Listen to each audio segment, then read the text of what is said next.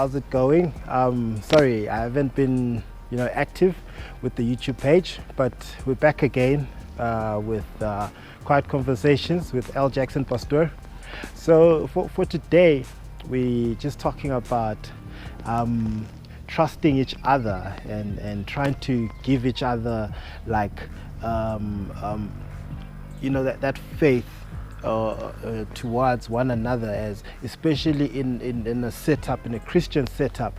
And what I've realized is that we have these preconceived ideas where we actually talk about these things and say, you know what, I trust you and I do understand where you're coming from, and we look at the history of people and all that stuff. And yeah, so with just the whole topic for today, we're talking about demographics, right? We're talking about how we can help each other to kind of understand who we are, because many a time we have this one thing that keeps us away from the other race, and yes, it's the elephant in the room, and it's a very sensitive issue, and it being a sensitive issue, that then gives us the whole idea of that, what then can we do as a people, especially in this generation, right? So as a people in this generation, is that South Africa at the moment is going through a lot of hardships, and these hardships are not because of the economy or because of that there's no jobs or stuff like that, but these hardships are because we are not building relationships that are helping us move together towards one goal. A lot of other countries, what they do is they have this whole idea of, we are all different, but we will work together towards building this country of ours, right? But now in a whole lot of different areas of our societies, we first have the racial issue, and then we have the tribal issue. What tribe are you from? We always want to box people up and put them in a different place, and then what then happens is that when we do that, it creates us into becoming a society that focuses on the differences instead of focusing on the positives. So we're focusing on the negatives instead of the positives. Many a time when I talk to people, the first thing they want to ask is, where am I from? Who am I? They want to ask a whole lot of these issues, a lot of these questions, and do not, so that they can start boxing you.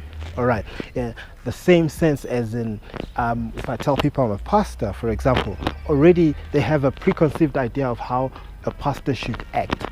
So if I'm Zulu, there's a way Zulus act. If I'm English, there's a way English people act.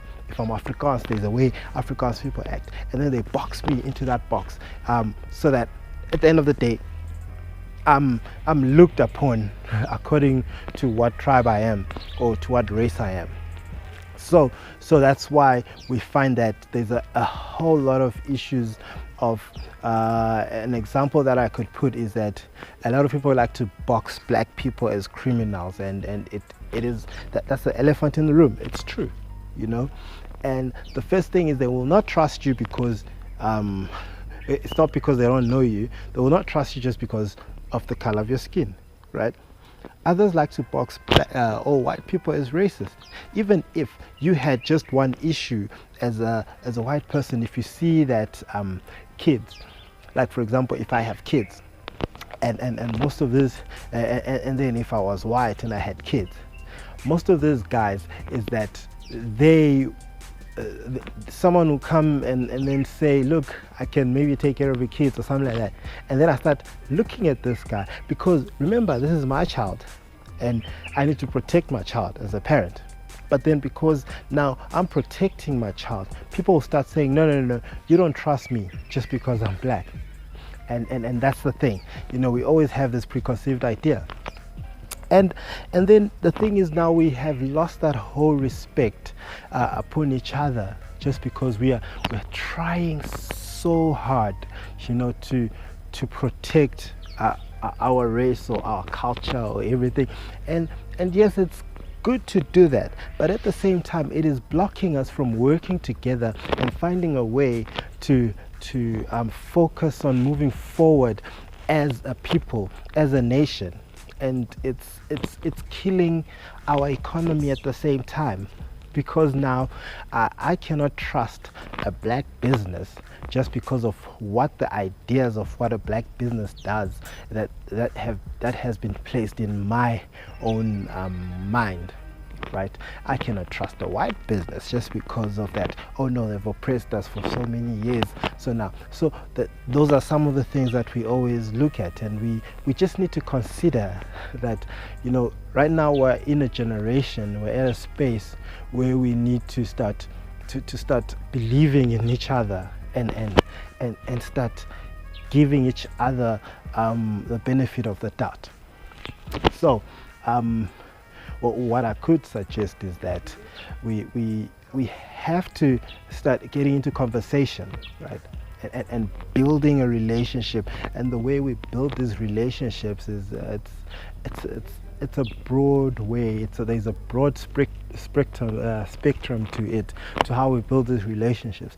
We need to start building relationships in a sense of that we get to know each other, now, because at the end of the day, in order for me to trust you, I need to know you, right? In the same way as we trust God, in order for me to trust God, I need to know him, right? And the thing is, we need to get into conversation. How do we get into conversation? We get into conversation with God through prayer. But with other people, do we sit down and have a conversation with those people? No, we don't. And then we expect people to understand us and to know who we are and to trust us. So for me, it's a whole idea of that we need to start building relationships as a people, and stop looking at people in a box, and start understanding where they're coming from, where they're going, and who they really are, and what they expect of us or what we expect of them, so that we understand that part, right? And it will build upon getting this relationship into a bigger and greater way of thinking through it. And so I will always look at young people. What inspires me the most is how young people are. You can get to a place or a space where you have, especially like the kids, you get them into a playground area, and first thing they do, they don't even ask, where are you from or anything like that. They don't even ask, are you white, are you black? They don't ask about these things. But the first thing they do is just ask the name. And then they start playing together, because they understand that the common denominator here is that we want to have fun, and that's it, right? So what are we doing as older people? We are not even simulating that, and yet they can show us that, amongst each other, we can still have just that one common denominator. And as old people, we need to have that common denominator, which is to help this country grow, help our societies grow together, and build upon that. So these are the things we need to look at, and we need to just focus on building upon this, so that by the time the next generation comes, remember, why we are here is not because of us, but it's for the next generation. And that next generation is the kids that we have. How are our kids gonna live if we cannot live with each other? What are we teaching them? Because you don't know what will happen. You might die, and if you die, who's gonna take care of your child? Who's the next person that's going to take care of your child? It is not me. It is not my child.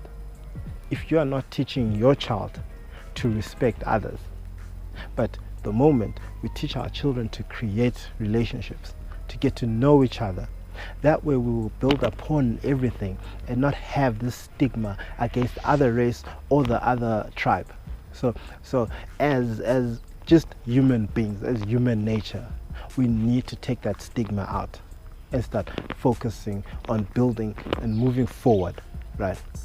So I feel this is the elephant in the room, and I just feel like if you have any comments, if you have any questions, or you have a comment, yes, we can continue to talk about this, and you can even put the comment just at the bottom there. Just comment about it, and we can even talk about that comment that you've commented on. And if you'd like to have coffee with me, so that we can actually have this conversation, if you're around my area, it's all good. Yeah. So let us meet each other again. I will bring the next episode, most probably sometime next week. And yeah, peace out. Now it is L. Jackson Pastor, Quiet Conversations with L. Jackson Pastor. Let's do this once again.